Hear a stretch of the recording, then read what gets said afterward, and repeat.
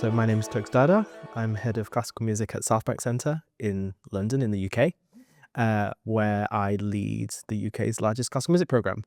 And hopefully not just lead it, but actually think about and shape what we feel the future of this incredible art form should look like. For anyone who, and I'm sure most of Classical Next people who are familiar with Classical Next will be very aware of the Southbank Centre, but for anyone who isn't, can you perhaps give a bit of an introduction to what the Southbank Centre is? So the Southbank Centre is a multi-art form art centre, UK's largest, on the south of the bank of the Thames. Yeah.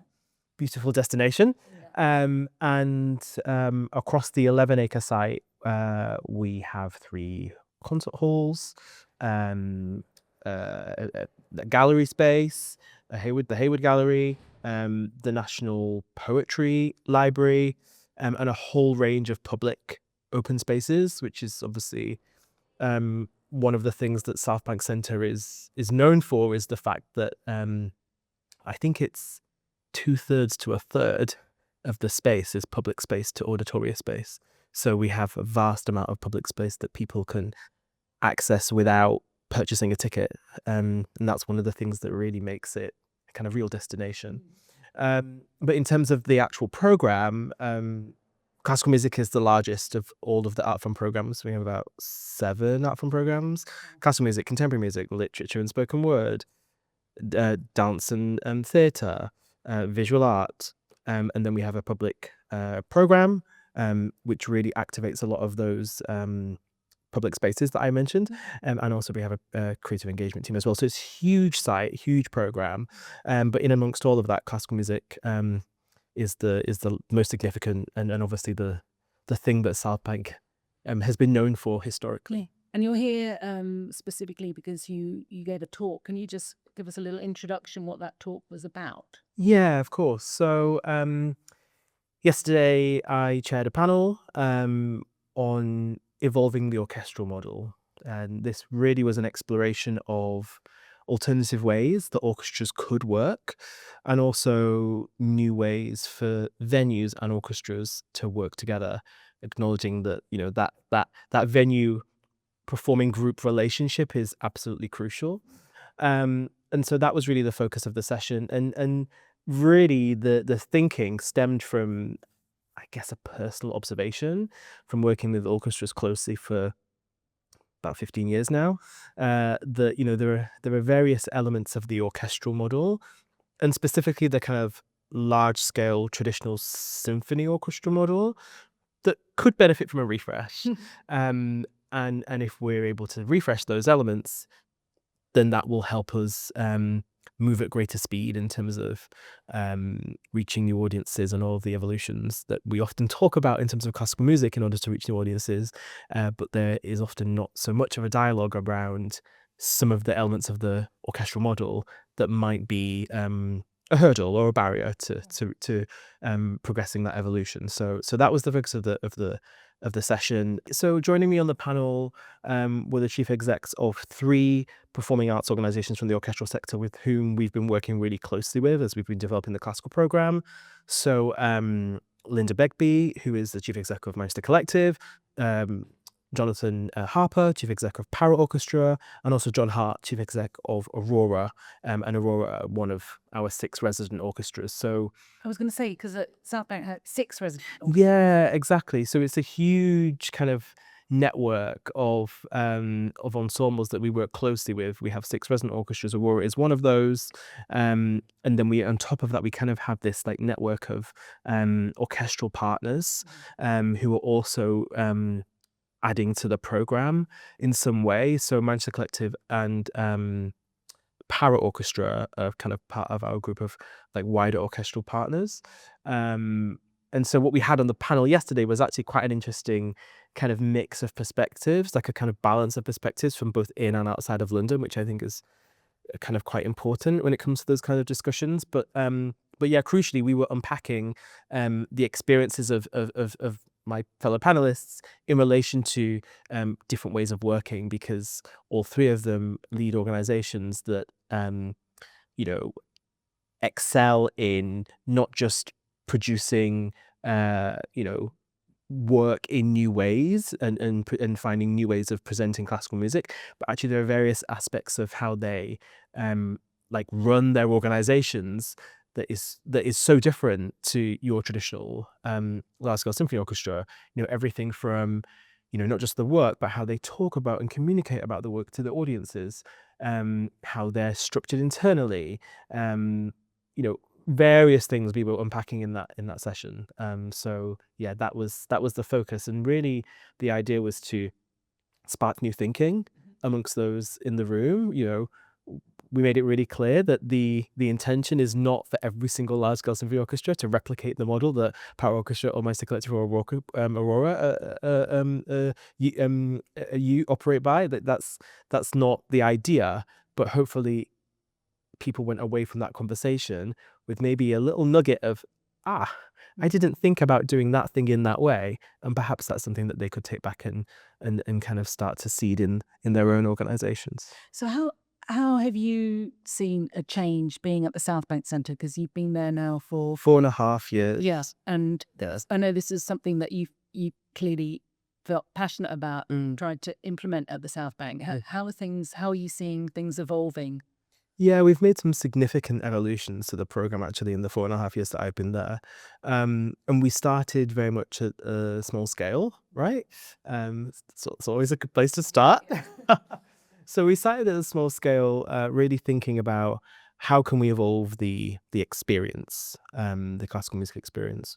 And there are various things that we did with the program to do that. And actually all of the organizations that were represented on that panel yesterday have all been key partners in developing some of these new formats, new experiences. So for instance, we have a whole strand of work that we refer to as alternative experiences, right? The clue's kind of in the name, but these are different experiences, different ways of experiencing classical music. So, Power Orchestra, one of the most recent projects with them was their project Symphony of Sorrowful Songs, taking its name from the piece of music by Goretzky.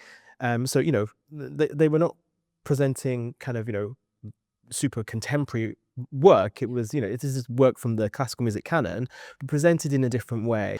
We turned the QEH, the Queen Elizabeth Hall foyer, into a 17th century alehouse, right? People were listening to early music from the 17th century, right? So, traditional repertoire, but the experience was something that we hoped, well, we could see actually from the people that came, the experience was something that resonated more with people than maybe a traditional sit-down concert hall experience. And actually that particular show is a perfect example of this new format we've been developing, this double bill format. So what we do is we will have a part 1 and a part 2 of the evening. Part 1 in the hall, Right. where the program and the nature of the experience has the potential to appeal to both, already engaged, traditional audiences, if you like, but also has some ingredients in there that might appeal to new first-timers. And then the part 2 absolutely goes, go full throttle. The focus for that is, first-timers. So in that example that I just gave, the show in the Purcell room, and our smallest space, was a kind of 17th century theatre kind of setup. It was taking inspiration from history, from a time in England under Puritan rule, when they shut all of the theatres and concert halls. So it was like before and after. So you went into the cellar and it was like a kind of like really interesting like theatre setup. Baroque Solistum, this Norwegian chamber ensemble, and the singer Mary Bevan. And then afterwards, you came out into the foyer for the after, like what happened after for the alternative experience, exactly, which was the 17th century alehouse, which was where all of the musicians migrated to when all the theatres are being shut under Puritan rule. So often we're kind of taking inspiration from interesting corners of history, or sometimes from contemporary culture, to form these experiences. So they're kind of rooted in history in that way, which I think is quite interesting. But that is one example of this interesting double bill format that we've been developing. We did the same with Manchester Collective, a whole show followed by a classical club night. Aurora Orchestra, we supported them on a project that didn't happen on site, right? Which I think, might sound quite controversial given that we're an 11-acre site. but actually we partnered with them and Printworks, an electronic music venue, because we knew that the people that we wanted to engage already went to Printworks. So we did that. So that was quite interesting. So we have all of these wonderful experiences, and we've been developing all of these at a small scale from when I started. But actually, where we've got to now, after I guess 4.5 years of success with that, is that we've just come off the back of, I guess, the largest scale intervention in terms of this work, which is our new festival, Multitudes, at Southbank, 10-day festival, which we just finished like the week before I came to Berlin. 10-day festival, cross arts festival, powered by orchestral music. And the result of all of these wonderful collaborations between orchestras, like large scale symphony orchestras, and creatives from outside of the orchestral wall, so from film, from theatre, from circus, from dance. So the opening night was the LPO, the London Philharmonic Orchestra, one of our resident orchestras, collaborating with Circa, the Australian circus company. So you see, we've been developing this work over time, and now we've got to a point where now all of the things that we've been learning are now feeding into developing the large scale orchestral experience. So yeah, we've been putting in place a lot of evolutions over the last 4.5 years. It sounds exciting. So how you're sounding quite positive about the future. Are you? Am I right to say that you're feeling positive about the state of the classical music industry at the moment? Yeah, I mean, I am, because especially in the UK, you will ask people about the state of art and the state of classical music, and of course the thing that people often default to is funding. And of course we're creative people. We always want to do more, be more ambitious. You can never have not enough investment, right? But in this climate, when investment is limited, we have to be really smart about how we use that investment, and sometimes that means doing a little bit less of something so that you can do more of other things. And I think particularly in London, with the number of orchestras that exist and the number of venues that exist, right, we have a tremendous opportunity to be able to lean into developing work for these audiences that perhaps historically have been unserved or underserved. So I'm really positive for as long as we get to a point where more people that are presenting classical music, I guess, are receptive to this idea that we can do more for more people, because there's no shortage of cultural experiences in London, and I think the more that we all lean into our responsibility to take culture to different people, the better. So I am optimistic. The funding climate obviously makes it challenging, but I am optimistic, and actually, with Multitudes, I think this is a perfect example of why we should be optimistic. We looked at the data after Multitudes.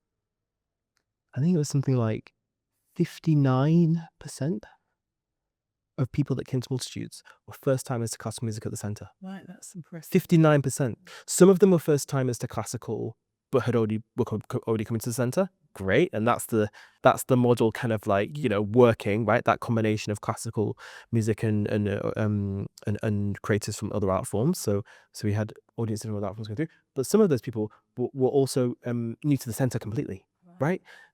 And that actually, for me, is a really good example of why we should be optimistic, because that clearly there is appetite from audiences that want a different kind of cultural experience, and Fantastic. we're really keen to give it to them. So I'm really excited. Yeah, sounds really exciting. Well, thank you very much, Toks, for taking the time to speak to us. That's okay. It's my pleasure.